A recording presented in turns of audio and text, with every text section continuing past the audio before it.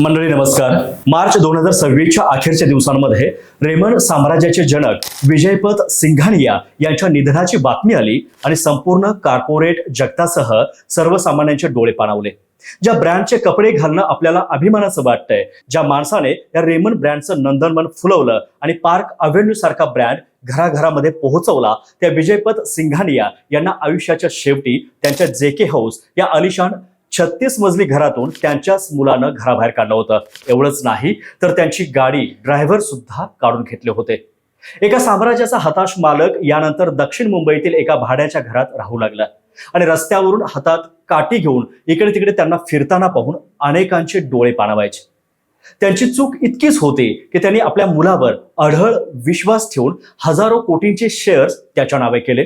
मात्र अवघ्या काही काळातच त्या मुलानं त्यांना घराबाहेर काढलं. ज्या माणसाने भारतीय एव्हिएशन क्षेत्रात क्रांती आणली आणि वयाच्या 67व्या वर्षी हॉट एअर बलून मधून जागतिक विक्रम प्रस्थापित केला, ते विजयपथ सिंघानिया आयुष्याच्या संध्याकाळी इतके हतबल झाले की पालकांनो, जिवंत असताना आपली मालमत्ता मुलांच्या नावाने करू नका असं म्हणत ते आपली व्यथा माध्यमांसमोर मांडू लागले.